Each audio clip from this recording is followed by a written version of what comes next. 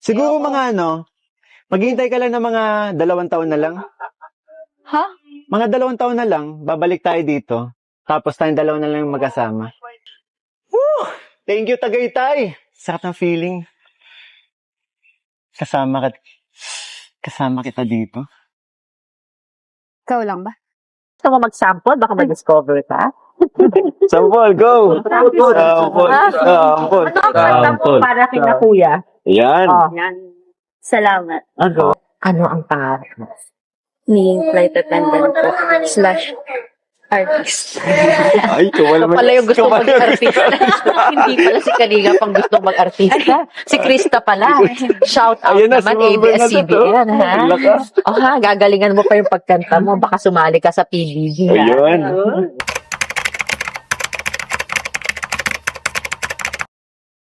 So yun, good morning, good afternoon, and good evening po muli sa inyo lahat. Ito muli ang inyong lingkod, Batang LU. Nagbabalik na naman guys para sa isa na namang reaction regarding nga po dito sa Mike Chris nga po na kung saan ay nakitaan at nagkaroon ng interpretasyon si Kalingap Beshi na at nasabi nga nila guys na seryoso na nga daw itong si Mikoy po para kay Krista, and willing na nga daw siya na maghintay ng kung ilang taon hanggang sa masasabi nating nasa legal age na itong si Krista. And of course, meron din po silang nasabi dito guys tungkol naman kay Krista na mukhang pati si Krista ay nagkaroon na rin ng sign na pagseseryoso. So yan po makikita natin mamaya kung dito nga ba sa video na ito nila nakitaan guys. And so samahan po ninyo ako, and sa mga hindi pa nakapag-subscribe, syempre pakiusap o kaya hiling ni Batang LU na pindutin niyo na po yung subscribe button, and huwag kalimutan na pindutin din yung like button. And of course, bago tayo tumuloy-tuloy, huwag nating kalimutang suportahan palagi ang buong Team Kalingap, sa pangunguna po yan ni Kuya Val Santos Matubang at Erna Vlogs, and of course si Kalingap Rob. So yan guys, samahan po rin niya ako. So let's go! Yes, sir.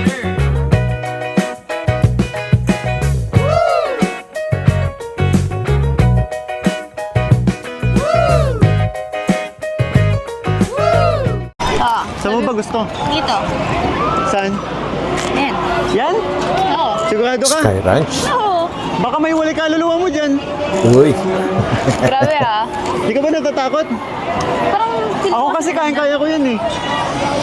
Sigurado ka? Oo. Ikaw, kung sigurado ka. Baka mapayakap ka sa akin bigla pag sumakay tayo dyan. Mukhang sanay na nga sa mga ganitong ride si Kalingap Mikoy kung pagbabasehan ng kanyang mga sinasabi po kay Krista po So tuloy po natin. Kukuha na akong ticket Tingnan ha. natin. Tingnan natin. Run! Run!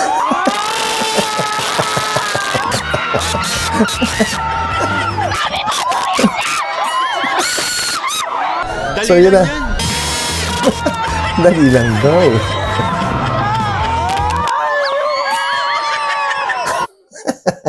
So, siya pa naunan na ngayon. Kung mapapansin niyo si Krista guys, siya naman yung enjoy na enjoy. Ay, nako, Kalingap Mikoy. Ang galing mo talaga.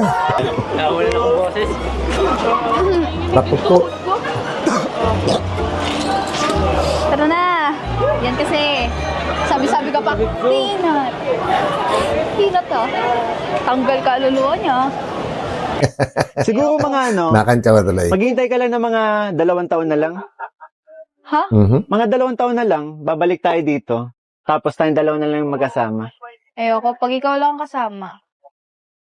So yun guys, bakit sinasabi ni Kalingap Mikoy na may binabanggit siya na 2 taon po And I'm sure, dahil nga po sa age ni Krista, na pa 16 na rin siya. So, another 2 years, mag-18 na, magiging legal age na si Krista. And by that time, kung ano man yung talagang purpose nila sa isa't isa, siguro ay mas magiging malaya na sila na iparamdam ito. Dahil sa akin guys, kung napapansin nyo naman, right from the start ng Mike Chris, ay talagang nagbibigay sila ng distance and sa mga observant dyan ay talagang ingat na ingat din sila sa pagbibitaw ng mga salita kasi underage pa nga si Krista po and although minsan na babash si Kalingap Mikoy sa kanyang mga ikinikilos o mga gestures, yun po yung minsan hindi nila naintindihan guys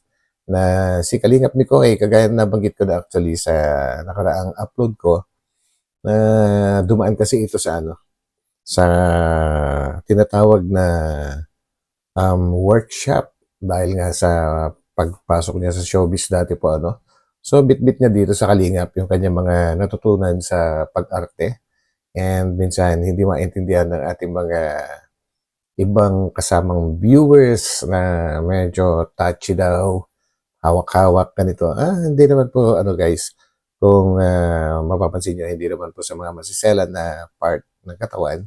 Kumbaga dito, mga kamay, mga ganun lang. Kumbaga pandagdag pagpaganda sa kanilang vlog. Yan, kumbaga parang enhancer. So yun guys, so intindihin po natin yun. Okay.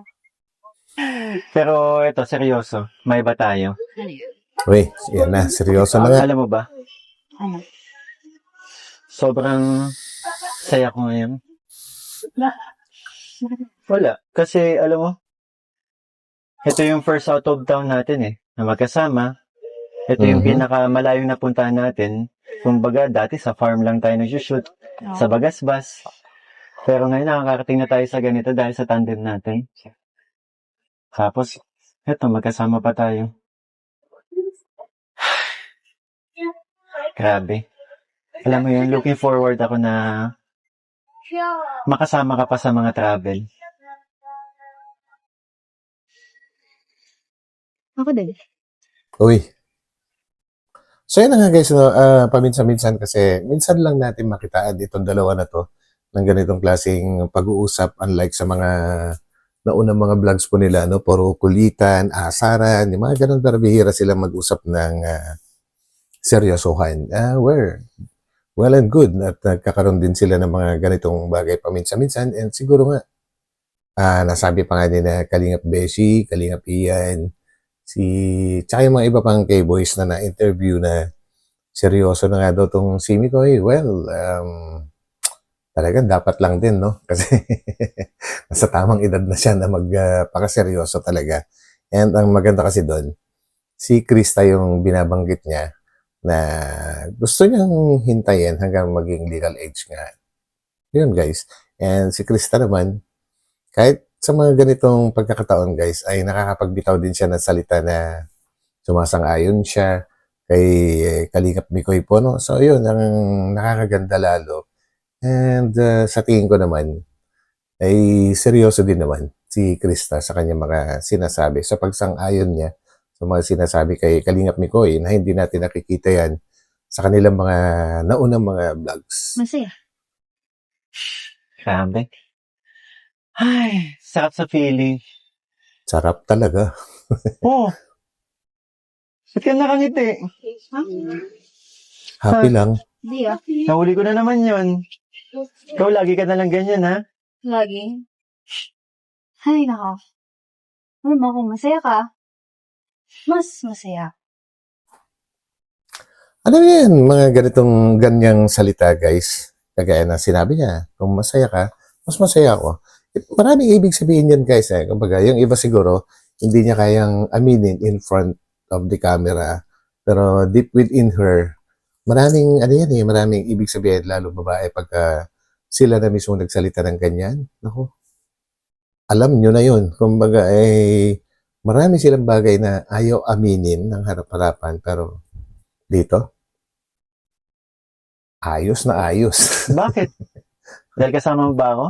Oo. Ay, Mhm. Oo. Oo na. Wala na bawian. Ibang-iba ka na ngayon Simulan nung nakilala kita. Iba na yung way ng pananamit mo. Mhm. Iba na yung way na pakikipag-usap mo sa akin. Kumbaga, Dati, Hmm. ang lakas ng loob kong asar-asarin ka kasi hindi ka makasagot sa akin, hindi ka makalaban. Pero ngayon, ewan ko ba ano ba itong nararamdaman ko? Naku, Kalingap Mikoy. Ganyan talaga kapag ka, no? Alam niyo kasi guys, kahit hindi sinasadya po na makaramdam ka sa isang babae or sabihin na natin vice versa po, kapag madalas kayong magkasama, kahit sabihin na natin na nag-start kayo bilang magka-tandem lang or hindi kayo magkakilala, pero sa mga ganitong pagkakataon na nagkakaroon kayo ng pagkakataon na madalas magkasama dahil sa mga shooting or kung ano pa man, ay nagkakaroon ka rin ng chance guys na obserbahan yung lagi nakakasama mo at minsan di mo namamalayan. Nagugustuhan mo na pala siya kasi may mga nakikita ka sa kanya na yun talaga yung gustong-gusto mo na para sa isang babae or para sa isang lalaki na makakasama mo habang buhay. So yun guys, yung minsan kaya nasasabi nila na nalilito sila sa kanilang nararamdaman dahil hindi nga po sinasadya na nagkakagusto na sila. And hindi naman kasi pag sinabi nagkagusto is the whole thing nagustuhan mo. Basta meron kang nagustuhan na sabihin na natin isang bagay sa kanya or pag-uugali or kung mga pagkilos-kilos niya, basta meron ka nang nagugustuhan at doon na nag-uumpisa yun. Hanggang sa lahat na lang tungkol sa kanya ay gustong-gusto mo na. I'm sure naranasan nyo na yan. Dumaan na rin kayo dyan guys. Naranasan nyo na rin yan. Ay nako, lagi ka nalang panalo.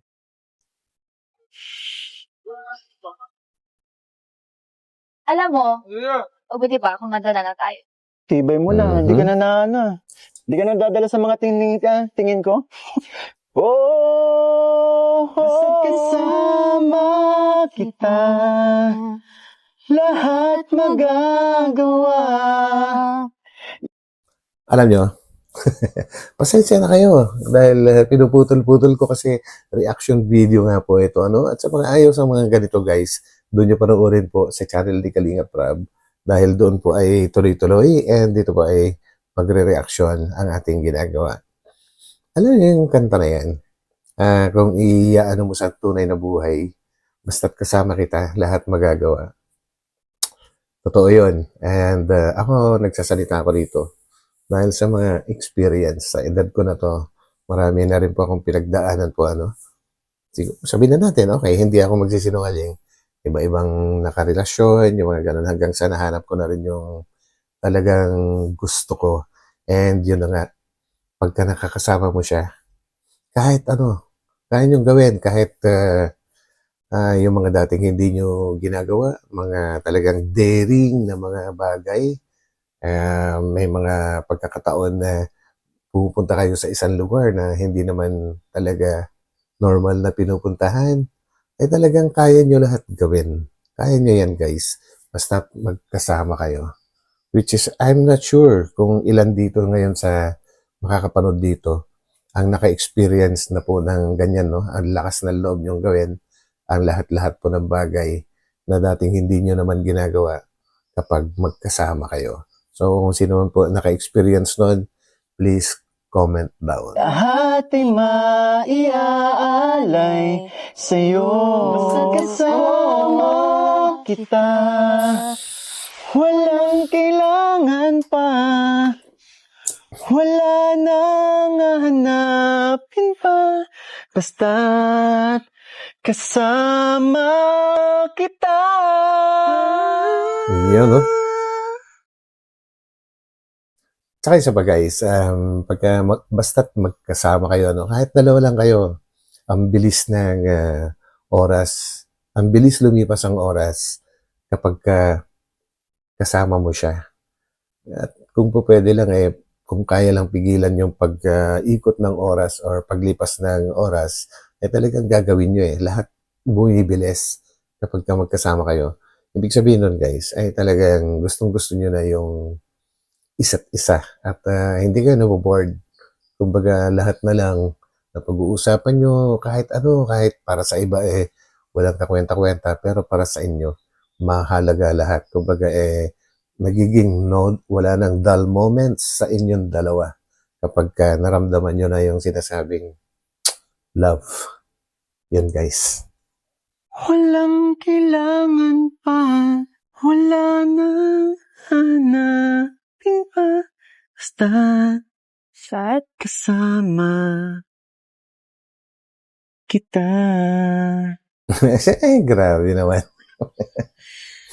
Sarap. Ang dami ko naalala na naman. Ay, nako. Thank you, Tagaytay! Sarap ng feeling. Kasama kita dito. Ikaw lang ba? Grabe. Ay, Aminado. ano. Ang ganda nga. Ganda ng lugar. Parang nakabawi ako. Nakabawi talaga. Ano nararamdaman mo ngayon? Ako? Kung sabihin nagugutom ka, kakatapos na natin kumain. Hindi. Masaya. Kasi alam mo yun? Kasi kasama mo ako? Hindi. First time ko na-experience. Nakasama mo ako? Kasama na yun. Sige, payag. Kasama na yun. Ano pa? Ang sarap ng mga naririnig ko. Sarap talaga. Alam mo yung mga first time ko. Alam ko, di ba nga, hindi ka nga makatulog na nagstay tayo dito, di ba? Kakalungkot lang kasi alis na tayo mamaya. Oo nga eh. Mhm. Pero Balik na naman. looking forward ako sa more travels with you. So yun, more travels. Talagang malapit na ang pag-alis po nila guys, no? Papuntang Hong Kong. Ay, yung mga nasa Hong Kong dyan, no? Alam kong excited na kayo na makaharap at makasama, makausap ang inyong iniidolo na Mike Chris. So, prepare na kayo dyan. Lapit na. Kasama ang Team Chris, Yes. Team Kalingap. Of course. Siyempre. Ang pinaka-importante sa akin. Ano? Kasama Hindi ka kita. mawawala doon. Ay, okay. Kasama kita. Ayun. So ito guys, in relation naman po sa ating thumbnail po, na nakalagay po doon ay malaki ang chance ni Krista na magiging artista. You know, ay grabe naman, no? Sa pagkaka-interview ni Ma'am Bernadette dito kay Krista, I'm sure marami pong makakaparood na mga scouter. Okay, scouter. Yung salitang scouter kasi guys, sa kanila nag-umpisa yan sa showbiz. Yung mga scouter na tinatawag doon, parang sa Kalingap din actually. Kumbaga sila yung mga naghahanap ng mga potential na pwedeng maging artista, yung mga ganun, or isang lugar na pwedeng pagganapan ng shooting. So, scouter po ang tawag din po nila doon. Kaya maya-maya lang parang magugulat dito si Ma'am Bernadette dahil sa salitang scout. So, tuloy po natin. Beneficiary din. At kasama ngayon dito sa Cavite. Mhm. Paano ka naman napunta sa landas ng Kalinga Prab? Yun po. May mga team kalingap din na nakastaw sa akin na una. Naka-scout. Yes. Bilang artista? There you go. Yan nga nagulat ni Ma'am Bernadette. Kasi nga po, kagaya ng sabi ko kanina, sa showbiz, sila talaga ang unang-unang gumamit ng salita na yan po, na siyempre ginaya na rin ng iba, kagaya ng Team Kalingap at marami pa na mga vloggers.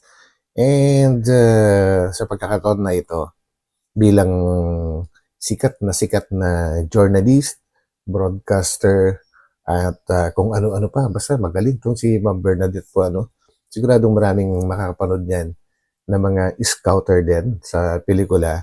Kaya ako nasabing, yun, malaki posibilidad na maging artista si Krista, guys. Bata pa siya. Tapos, ganyan, kaagad. Kumbaga, yung exposure niya, gumaganda na. And, si Ma'am Bernadette pa ang nag-interview. Kaya nga dito, guys, talagang sinubukan siya. So, tuloy po natin. Yan, beneficiary. beneficiary na tinutulong. Tapos, ayun, napunta po kay Kuya. Tapos, nilalala po sa kami ng baboy. Ayun nga, dumating sila ko. Ayun, doon na po nag-start na mag-report sa katakalingat na maging beneficiary nito. Yan yung tinutulong. Kasama sa mga scholar na pinapaaral. Anong nang year mo ngayon? Grade 10 po, mag-senior high tayo. Uy, siya nagpapakulit. Parang gano'n din po kasi nga yung ano ko naman po kasi sa yung family ko naman po kasi hindi naman po kaya naman favorite ka ba? Kumbaga po. Dahil din sa tulong nila, kaya napapakit. So parang madami nagtutulong-tulong sa iyo. Working student ka ba? Dati po, nagra-racket-racket lang po. Anong racket mo? Kumakanta po. Yun. So nagyat ko na. Dahil may events, kumanta ka rin ba dito? Sa event na to o hindi? Ay, ba't hindi ka kumanta? Dahil gusto mo mag-sample, baka mag-discover ka? Ayan na. So yun na guys, pinapasample na siya ni Ma'am Bernadette. Baka ma-discover ka. So yan po ang ibig kong sabihin doon. Baka ma-discover siya ng mga scouter naman po sa pelikula po ano. Yung mga scouter na yun, sila yung naghahanap at yung pinapasa po nila sa mga manager or mga handler. And meron din mga scouter na sila na mismo yung nagiging manager. So yun guys. Sampol, go! Sampol. Ayun na, galingan mo. Sampol. Para kina kuya. Yan. Oh. Salamat. Oh, yun. Ayun, galing. awiting ito'y para sa'yo. At kung maubos ang tinig, di masisisi. Dahil iyong narinig mula sa labi ko. Salamat. Salamat, Angel. Thank you, Kuya. Oh, grabe naman yun. Krista, anong pinagpapasalamat mo? Ayan po. Una-una po, sa kalusugan ko at ang galing po. Nang dumating sa amin. Na sobrang laking tulong po. Lalo sa katulad ko po ng estudyante ng kabataan po. Na lang. Tapos, ayun po, dumating po at may karoon ako ng opportunity na mas nagpabusa ka na napapagawin sa tulong ng video. Ano ang pangarap mo? Ni flight attendant po /artist. Ayun, no? Pala yung gusto mo mag-artista. Hindi pala si Kalinga. Ayun, galing. At least, sinabi na ni Krista yung gusto niya, aside from maging flight attendant, gusto rin niya mag-artista. So, saktong-sakto yung nabanggit kanina ni Ma'am Bernadette po, ano, na baka ma-discover nga siya. And, sa totoo lang guys, no, ako, seryoso. Pagka naseryoso, kapag ka na-discover si Krista, maraming matutuwa. And, syempre, isa na rin po ako doon. Isa na ako doon, guys. So, mag-wish po tayo na sana nga may makadiscover ka agad-agad po guys. Yan. Pang gusto mag-artista. Si Krista pala. Shout out Ayun na, si naman, Ma'am Bernadette, ABS-CBN, ha? Lakas. Ayun na. Gag- Grabe yan guys. Na-shout out tuloy siya sa ABS-CBN. So, sigurado talaga yan guys. May makakapansin dyan. Galingan mo pa yung pagkanta mo. Baka sumali ka sa PBB. ha? Ayun. Ayun, no? Thank you. Thank you. PBB. Salamat. Thank you po. Grabe. So, yan guys. And sana nga magbilang anghel si Ma'am Bernadette po, ano? Baka makasali sa Pinoy Big Brother. Grabe yun. Isa na namang, ano yan? Milestone ng Team Kalingap. Siyempre, kaya ako nabanggit na Team Kalingap, aside from Krista, is pag wala yung Team Kalingap, wala rin po si Krista. Hindi rin siya aabot sa mga ganitong mga pagkakataon po, no? And napansin ko rin guys na si Krista, napaka-confident niya sa pagsagot sa mga katanungan ni Ma'am Bernadette. So yan po ay isang katangian guys na pwedeng-pwede nga siyang maging artista kasi ang pagiging mahiyain hindi obra eh. Sa pag-aartista kailangan dyan talaga may confidence ka sa sarili mo at yun ang makakatulong sa'yo. So yun guys, marami na ako nasabi. So hanggang dito na lang. And sana nagustuhan nyo ang ating topic ngayon at ang ating pagdi-discuss. So if ever nagustuhan po rin nyo, huwag kalimutang pindutin ang like button. And of course, sa mga hindi pa nakakapag-subscribe dyan, kapag ka naibigan yung ating reaction, pindutin nyo na rin po yung subscribe button guys. And so yun, hanggang sa susunod na upload, magkita-kita po tayo ulit. And mag-ingat po tayo. And God bless po sa lahat. So pansamantala, papaalam po muna ang inyong lingkod, Batang LU. So, bye-bye.